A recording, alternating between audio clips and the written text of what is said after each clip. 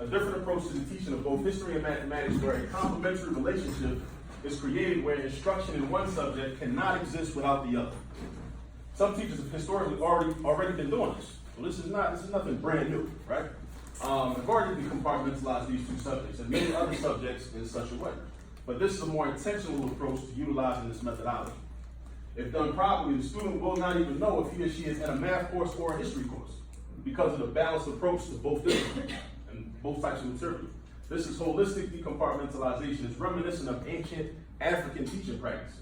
And as such, it facilitates an African-centered approach to pedagogical practice, right?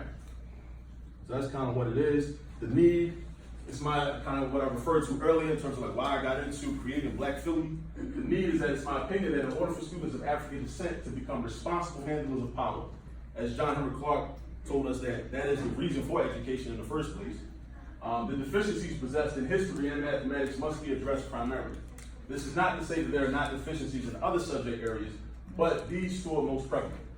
Also, through the study of history as a broad topic, we can then make inroads into cultural studies, political science, economics and finance, etc.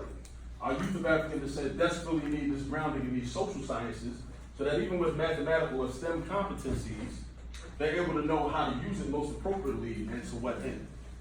Because you have a lot of people, a lot of students that are great at math, go all the way through calculus and, become math majors, math PhDs, science PhDs, but then they go out to work to build bombs, to drop bombs on other countries, because their political orientation is not there, because they've never had these conversations, about the cultural relevancy. Like, what does it mean if you get the PhD in mathematics, you get the PhD in science, you get the PhD in engineering, and then you go work for a firm, and you're working to build weapons that are going to destroy African countries, and you're an African. It makes that contradiction has to be resolved, right? So that's another goal of this. It's another reason for the need of this. Far too many people are African descent with great technical skills and neo-colonial political ideologies that oppress many of us. The merger of these two disciplines will also expose students to more of the practical applications of mathematics that they may be unaware of. And the end game. So the end game, the goal is for students of African descent to be competent in mathematical applications and associate historical events with this mathematics so they can understand their history more thoroughly. The reading requirement of historical analysis is equally necessary in mathematical applications anyway. Because, a lot of people say, well, you can be a math person or a reading person, but a lot of our students understand the technical aspects of mathematics, but they lack the reading comprehension that can be developed through historical analysis. So when they lack the reading comprehension, they can't do the word problems. Even though they know how to solve equations, but if I give you a word problem, which requires you to decipher and analyze and translate that word problem into an equation, you're not able to do it. But the same student, if I just give you the equation, you can solve the equation very easily. So that's another goal of this, right? Quantifying the details and impact of historical events leads to better conceptualization and makes the events far more relatable. This is not, as I said, it's not a brand new idea, but my goal is to be more intentional and foundational with this, as opposed to the typical manner in which it's been treated kind of extracurricular. Like, we've probably been to PDs where we say, this should be like, we should be cross-curricular, and, the social studies department should work with the math department, but that may not ever happen. I mean, it sounds good in August at PD, but it doesn't really happen. By November and December, I'm actually doing that, right? And my students will no longer have to tell me that I should be an African American history teacher any longer, since they will expect to have this content delivered as well anyway. So kind of like the framework. So similar to the brother, your presentation about hip hop. Hip hop has five elements: MCing, DJing, b-boying, beatboxing, and graffiti art. Right? This has 5 elements as well. So the first element is numerical, and I'm gonna go through the 5 elements, and then we're gonna come back to African-centered word problems and applications, and that's when we're all gonna get involved, right? And I'm gonna have you do some math, all right? Well, actually not math, some histematics. That's what I'm gonna have y'all do, histematics. We come back to bullet point number 2. The first one, numerical triggers, all right? The second one, African-centered word problems and applications. The third, math concepts used as experiential models. Number 4, statistics of the African experience. And number 5, last but not least, African freedom fighters that were mathematicians or mathematically empowered. So this is kind of how I break this down, right? Numerical triggers, so a description of that. So how can we leverage significant numbers from history to connect to math concepts? I was having a conversation with somebody yesterday, and I said, if somebody says to you, or you hear, just in the air of conversation, the number or the date, the year 1954, what's the first thing that comes to mind? Brown versus Board. So what we can do is we can be intentional. We can create math problems where the answer to the question will be 1954 or 1954, right? And then in that moment, 1954 is not just some random arbitrary answer that they happen to come up with, but now it's an opportunity to have a conversation about Brown versus Board of Education versus Topeka, Kansas, right? We can do that. We can do all these numbers, right? When I hear the number 381, I think of, and many of you might think of, how many days was the Montgomery bus boycott? How many days did that last? 381 days, right? So 381, it's a number. It's a quantity, right? It's numerical.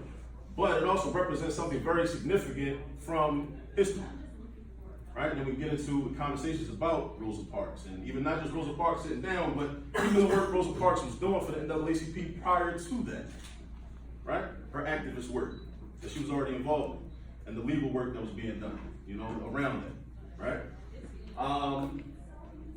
Also, how can we utilize the number like 1906? I was reading, so when we're doing our reading, we're studying our history, and numbers, and then I think if we take this approach, numbers will start jumping out at you, jumping off the page, right? When I see 1906, I'm not a member of a Greek letter organization, but a lot of my friends are alphas. So when I think here 1906, I think Alpha Phi Alpha Incorporated fraternity, right? Right. Also, I think about information like this in The Way of the Companions, a recent text written by Aikwe Armand, or highly recommend his writing, Aikwe Armand, right? He talks about Mahatma Gandhi. Mahatma Gandhi and his racist, white supremacist ideology that is often hidden in history because he's often framed as, this nonviolent approach, peace-loving person that Dr. King adopted a lot of his tactics from. However, but if you do a deeper dive, a deeper dig into his history, we see that, he did not have a very high opinion of African people in South Africa, right? But in 1906, there was a war going on. It was an ongoing war, but in 1906 specifically, Armand highlights how the British were in a land grab, taking land from the natives, indigenous people in the continent of Africa, or in the country of South Africa, right? So we can create a mathematical problem, and we can be intentional. So 91,488 divided by 48 equals 1,906. And then from there, since that's our number, that's our trigger. That's our numerical trigger. And then we have conversations about this. So then the student goes to the history class, and they hear 1906, they start thinking about this because they've already had that conversation. And then just many examples of how this can be done, right? So that's the first element. The second element, which we'll get into more deeply towards the end of the presentation, but with the African Center word problems and applications, the teachers can use your creativity, and this speaks to culturally responsive pedagogy, right? Which I know Dr. Brian C. Morrison does a lot of work with that, culturally responsive pedagogy. Use your own creativity, use your knowledge of your personal student's background, those students in the class. You're creating word problems, of course, and I'm sure you all do this. You create word problems that use the names of the students in your class to make them feel part of the learning process and make them feel special, right? Also, it talks about that you can use the historical awareness to develop word problems and include the historical information, right? As I stated, a great opportunity for culturally relevant pedagogy. This can be done in do-now assignments, warm-up assignments, whatever you may call them. 30 years ago when I was in elementary school, we called them drills. Those opening exercises, kind of like when the students first come in. Classwork assignments, homework assignments, tests and quizzes. And we'll get into these slides. And these actual slides we're going to get into are they're samples of actual do-now assignments that I created during the 2017-2018 school year when I was teaching at Overbrook High School in West Philadelphia. If anybody cares where Will Smith went to school. Like the claim to fame. So these are some of the slides. I'm going to come back to these, right? This is one of them that's kind of really near and dear to me, but these math concepts, you can't really read it, but this says math concepts used as experiential models, right? It's deeper than just a math problem or a concept. These concepts can be used to model social issues and concepts. And that's really what math is supposed to do. Math is really supposed to model our universal experience and our experience as humans, right? Radical signs. We can talk about radical signs. And I'll just write something up on the board here. So if I give a problem like, students have to simplify the square root of 27, right? We can talk about the radical signs. So this radical sign, this means what number can be multiplied by itself that will equal 27, right? We can think of the radical sign as a jail or a prison. That's a real thing. Considering all the political prisoners that are incarcerated right now and have been, such as Sundiata Kohli, who was with Assad Shakur in 1973, when the New Jersey State Police attempted to assassinate her on the New Jersey Turnpike, or Zaid Malik Shakur, back then. Then I'm also going to mention them because that gets into the fifth element, the African freedom fighters that were mathematicians, because Sundiata Kohli was a mathematician, which I never knew. And as a math teacher, when I found that out, that excited me. So if that excites me as a math teacher, I wonder how students will feel, But anyway, if we want to break this down, we say, okay, well, is 27 a perfect square? 27 is not a perfect square. I'm not going to get too heavy into the mathematics in press of time. But if 27 was a perfect square, this would be more simple. But 27 is not. We think of a number that is a perfect square. That's a factor of 27, such as 9. 9 is a perfect square, right? So we can break 27 down into 9 times 3. And then we say, okay, well, 9 is a perfect square, so 9 can come out of the prison, right? The square root of 9, but it comes out, it's more simplified, it's refined, it's different. The 3 has to stay though, unfortunately. And we can use this to talk about the Black radical tradition, talking about a radical sign, and what the Black radical tradition really does for us. It allows us to escape from kind of the confines and the fetters of white Eurocentric hegemony in intellectual practice, right? So that's just one example, radical sign. Distributive property. We can talk about the distributive property and how there really should be an equal distribution of resources, right? Using the distributive property. Solving inequalities. Solving inequality, you solve an inequality the same way you solve an equation. But it also can be used to highlight and exhibit how we can talk about the difference between equality and equity. Because if a situation is already unequal on both sides of the inequality, if you do equal things to each side, the inequality is maintained. And that can be exhibited mathematically. You solve inequalities. Solving systems of equations, where you solve two equations at the same time. These systems have several variables, several coefficients, plus signs, minus signs, equal signs, multiplication signs, but none of those individual parts are more important than the entire system.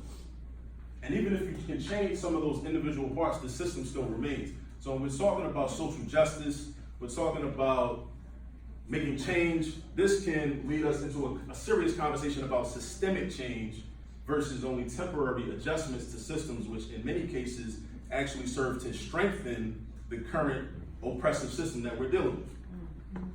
And mathematics can show this, right? And I think if we get students in the mindset of thinking about things mathematically, then when they're observing these realities in their own experience, then they'll have a better understanding.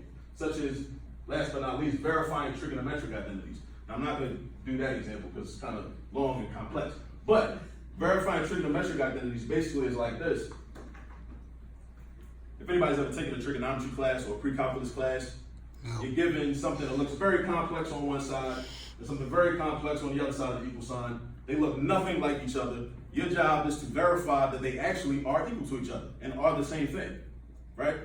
Through different machinations, saying, okay, well, this is actually equal to this, and this is equal to this, and then we divide this and multiply this on this side, we do the same thing on the other side, and then you end up saying, at the end of the problem might take a whole page of paper, right?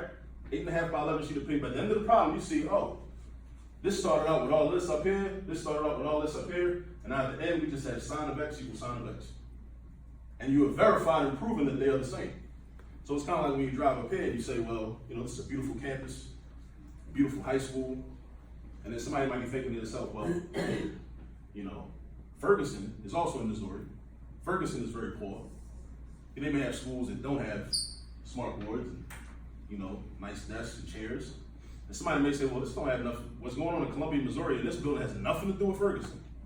But somebody may say that, right? They may say, well, the resources that this school gets has nothing to do with the resources that they're not getting at Ferguson, right? But these mathematical concepts say otherwise. Because you would look at that problem, not knowing how to verify that identity, and say the same thing. Ain't no way that equals that. Ain't no way that this has anything to do with that. When you go through the mathematical process, systematically and methodologically, then you can see, oh, they do equal. So it's really about like training the thinking of our students in to develop a mathematical mindset, so that they can approach societal issues and daily issues and things that they're confronted with in the same exact way. So that's element 3. Element 4, statistics of the African experience. Statistics can, of course, be used to better understand data surrounding the African and African American experience across time and space. All the concepts, such as measures of central tendency, mean, median, mode, standard deviations, and of course, when we understand statistics, we understand how numbers, people say numbers don't lie, people do, but numbers can definitely be manipulated. If you understand statistics, you can manipulate numbers to make them look exactly how you want them to look. Because if you don't understand how people do that, then you will be right? If you don't understand if you only understand averages, but you don't understand standard deviation, then you can be taken advantage of, right? Also, reading source material. Once we develop our own mindset like this as teachers, reading through source material, like numbers will start to jump out at us off the page. And we'll say, oh, I can use this in a math problem. Oh, I can use this in a math problem. I can use this to better describe what was really happening during the Mayafla or the transatlantic slave trade. I can better describe that using this quantitative reasoning, to talk about this, right? And there's one book where I definitely did this several years ago while I was reading this book by Osajifo Kwame Nkrumah, the first leader when Ghana became independent in 1957. Yes. Also attended Lincoln University, in Pennsylvania, before returning, one of the greatest Pan-Africanists that ever lived, right? Neo-colonialism, the last stage of imperialism, that was one of the several books that he wrote. He detailed, and showed many statistics of how, not just, there's a lot of anecdotal information. There's nothing wrong with anecdotal information. There's a lot of anecdotal information about how Africa has been raped and pillaged by Europeans. But we also need information about specifically what was happening. How much money did this company take? How much money did that company take? How much gold was taken? How much coltan was taken? How much bauxite was taken? Specifically and exactly, right? So that's one of the other elements. Of course, and then the last one, African freedom fighters as mathematicians. African and African American mathematicians, as well as those that receive extensive training in mathematics, should be highlighted, because this is about creating exemplars and role models, right? A lot of my students have wanted to be basketball players because that's what's marketed to them, right? In the hood, they see basketball players and drug dealers, right? The rappers rap about being drug dealers. So they want to be drug dealers first and then become rappers. So they see that as the logical progression, right? Because that's what's marketed to them. So we could also market, black people that were mathematicians. And even if they weren't mathematicians, but they excelled in mathematics, such as Eunipsis. Eunipsis was a person that Pythagoras, who's credited with the Pythagorean theorem, actually studied under in ancient Kemet, which we now call Egypt, but in ancient Kemet, Eunipsis, African, right? And when they understood that a squared plus b squared equals c squared. So Pythagoras does not invent this. Pythagoras learns this, and then the Greeks market this as their own, right? As I mentioned earlier, Sundiata Acoli, still a political prisoner to this day, was a mathematician before he joined the Republic of New Africa and the Black Liberation Army, right? Along with Assad Shakur, who was living in Cuba right now, after she escaped from prison, right? Kwame Ture was a philosophy major while he was at Harvard University. And he talks about in his autobiography, Ready for Revolution, talks about how, people talked about how he would tutor them on campus, in the dorms at Howard University, because of his math skills. He also went to one of the most competitive public high schools in this country, Bronx High School of Science. So he had a strong math background, right? And this is the man that publicized and popularized the slogan, Black Power, with the black fist up in the air, right? So we connect these type of historical figures to mathematics, and my belief is that it puts mathematics into a whole different light, right? Especially for our students. W.E.B. Du Bois, we know about Du Bois as the sociologist, the historian, right? But many don't know, and at one point I didn't know, that Booker T. Washington, before this manufactured beef, like I like to call it manufactured beef between him and Booker T. Washington, which really wasn't a beef, it was a difference of opinion, right? In terms of application, because he never said that Washington was wrong, but he said, I think we need to also consider this, right? Before Du Bois took his teacher position at Wilberforce University in Ohio, Washington had extended him an offer to come be a mathematics professor at Tuskegee. He turned down the job because he'd already accepted the position at Wilberforce, right? Even though, it says a lot about Du Bois' integrity, even though Washington was going to pay him more than he was going to make at Wilberforce. But he still ended up going to Wilberforce anyway. So again, this man was known as a historian, sociologist. We connect him to mathematics. Adam Clayton Powell Jr., anyone that studied political science, history of African-American politicians that really went hard and put in a lot of work for the African community, especially up in Harlem, and beyond. He had a math degree, majored in mathematics at Colgate University in upstate New York. Kelly Miller was a mathematician and also was one of the early deans at Howard University. Sheikh Anta Diop, historian, linguist, anthropologist, writer. However, he was also a mathematician and a nuclear physicist, right? But many people that have studied history study Sheikh Anta Diop, but don't really know and aren't as aware of his mathematical connections, right? And Julia Cooper, right? Got a master's degree in mathematics from Oberlin College. One of our greatest teachers historically. Abdul Alim Shabazz, rest in peace. Abdul Alim Shabazz.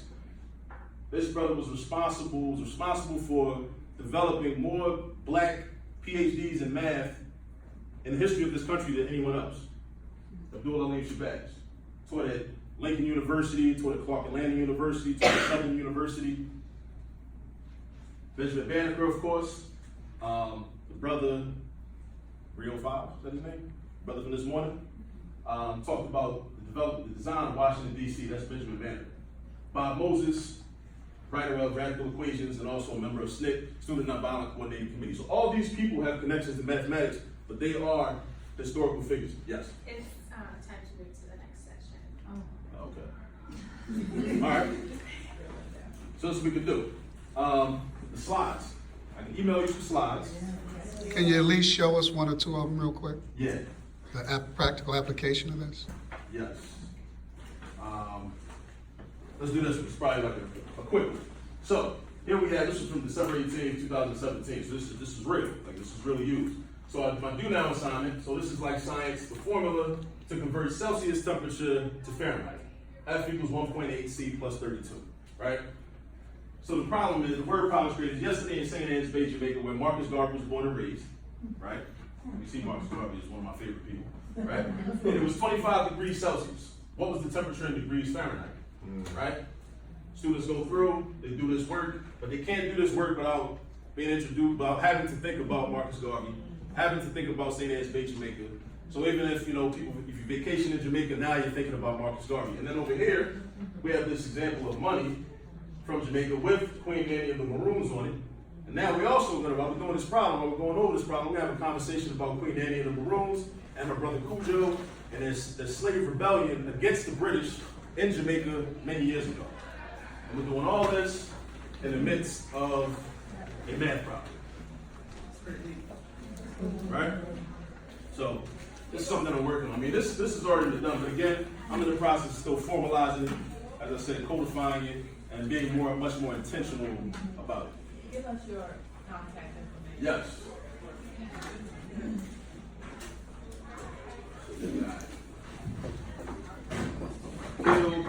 Latif at gmail.com.